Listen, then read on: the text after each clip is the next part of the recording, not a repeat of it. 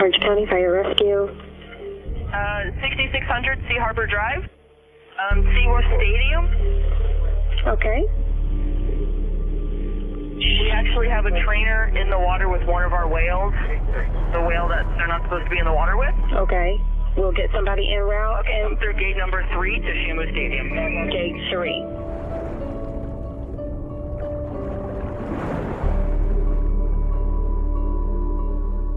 Orange County Sheriff's Office.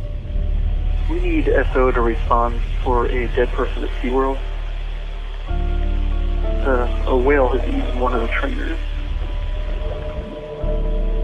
A whale ate one of the trainers? That's correct.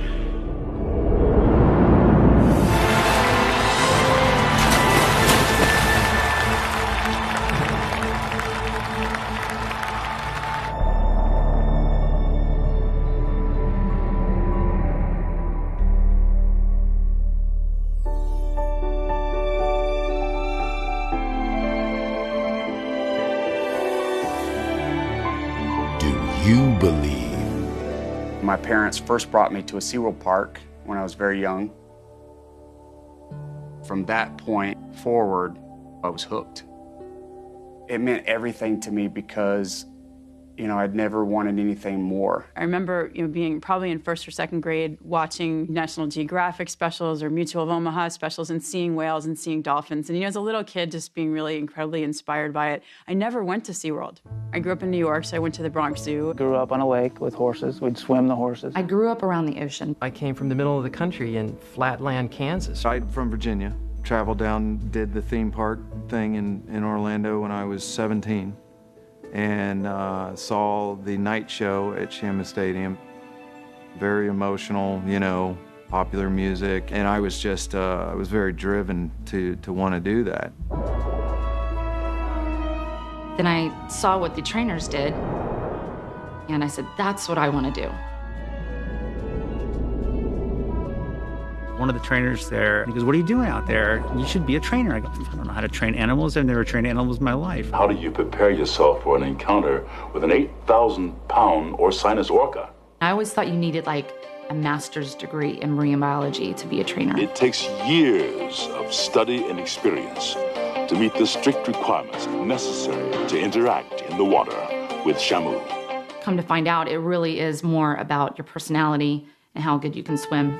I went and tried out, got the job right away. And I was like, yeah, I was so excited, I was so excited. I really wanted to be there. I really wanted to do the job. I couldn't wait to get in the water with the animals. I really was proud of being a SeaWorld trainer. I thought this was the most amazing job. I showed up there on my first day, not really knowing what to expect. I was told to put on a wetsuit and get in the water. Hi, Mom! Oh, I was scared out of my wits. First of all, I put my wetsuit on backwards because I was raised on a farm in Virginia. Hi, Dan. My first thought and memory of that time was that dolphins are a lot bigger than they look when you get in the water next to them. Well, I watched this Sea Lion and Otter show, and this guy, Mike Morocco, he comes out during the show with a dress on as Dorothy, the alter ego of Dorothy, in a dress with a sea lion, the coward sea lion, right? And he's walking along with this little basket, and I go, I will never, ever do that, 2 months later, hi, I'm Dorothy. Walking out on stage with the sea lion.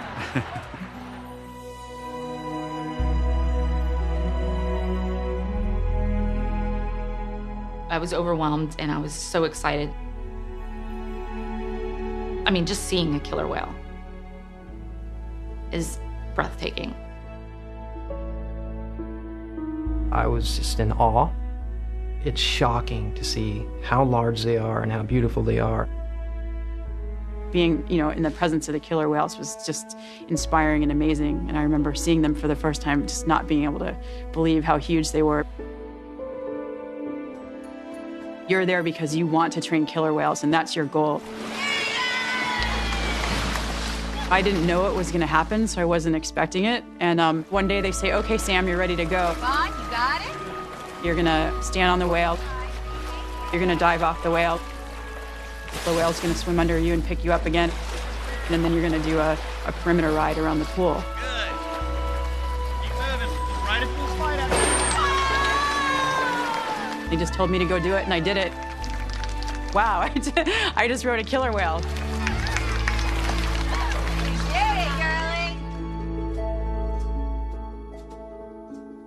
When you look into their eyes, you know somebody is home. Somebody's looking back. You form a very personal relationship with your animal. There's something absolutely amazing about working with an animal. You are a team, and you build a relationship together, and you both understand the goal, and you help each other. I've been with this whale since I was 18 years old, and I've seen her have all 4 of her babies. We've grown up together.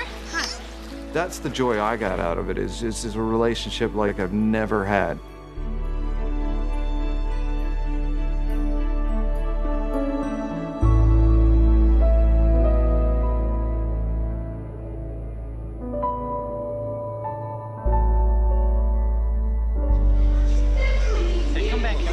Bro, I have to know, are you nervous? I'm scared. No. Nice hair, Jeff.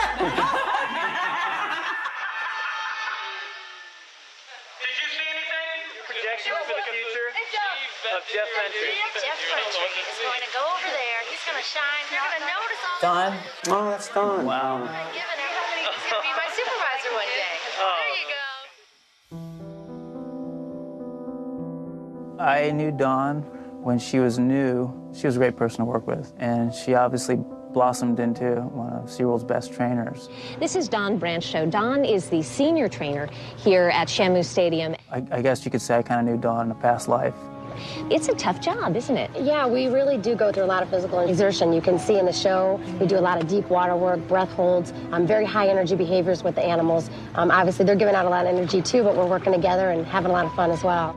She's beautiful, she's blonde, she's athletic, she's friendly. You know, everybody loves Dawn. And I mean this so sincerely. Of watching you perform yesterday, you're amazing.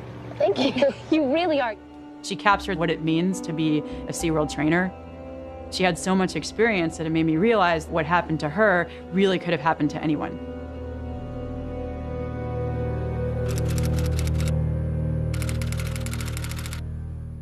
This is Detective Rivera with the Orange County Sheriff's Office. Today's date is February 24th, 2010. The time is 4:16. In the room with me right now is a Thomas George Tobin. Is that correct? Correct. Did you see any blood in the water or anything like that? Well, that's part of it. She was scalped and there was no blood. Okay. So pretty much we knew then that the heart wasn't beating. Once they were able to pull her away, how did he let go of the... He didn't. He never let go of the arm? The arm. He swallowed it. He swallowed it? So the arm is nowhere. Right.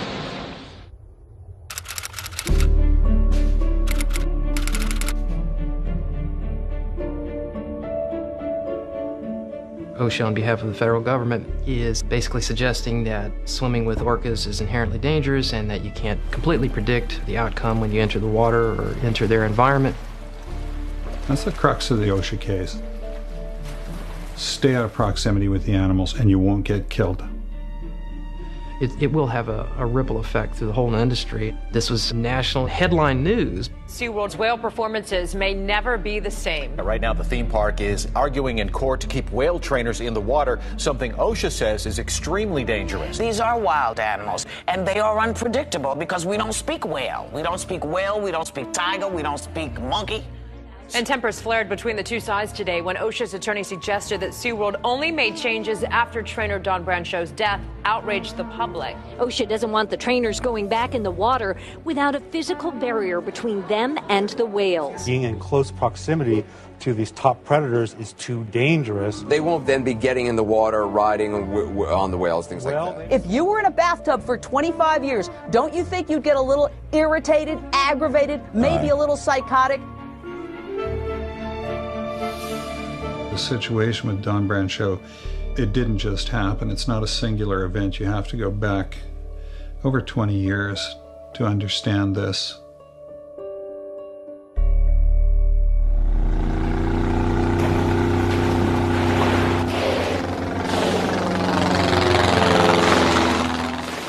It was a really exciting thing to do, and so everybody wanted to do it. What were they telling you were going to do? Capture orcas. They had aircraft, they had spotters, they had speedboats, they had bombs they were throwing in the water. They were lighting their bombs with acetylene torches in their boats and throwing them as fast as they could to herd the whales into coves. But the orcas had been caught before, and they knew what was going on, and they knew their young ones would be taken from them. So the adults without young went east into a cul-de-sac, and the boats followed them, thinking they were all going that way, while the mothers with babies went north. But the capture teams had aircraft, and they have to come up for air eventually, and when they did, the capture teams alerted the boats and said, oh no, they're going north, the ones with babies. So the boats, the speedboats, caught them there and herded them in. And then they had fishing boats with seine nets that they would stretch across so none could leave, and then they could just pick out the young ones.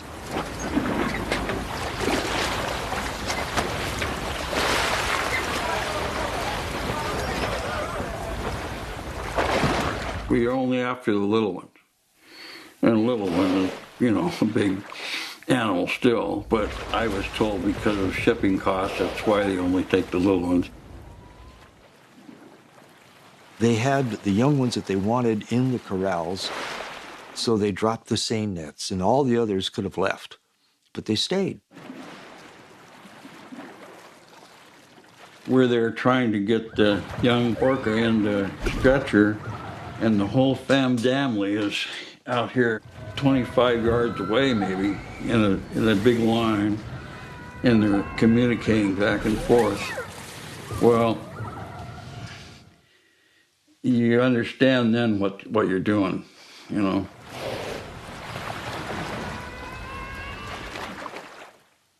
I lost it. I mean, I started crying. I didn't stop working, but I you know, just couldn't handle it. And just like kidnapping a little kid away from her mother. Everybody's watching, what can you do? It's the worst thing I can think of, you know. I can't think of anything worse than that. Now, this really sounds bad, but when the whole hunt was over, there were 3 dead whales in the net. And so they had Peter and Brian and I cut the whales open, fill them with rocks, put anchors on their tail and sink them. Well,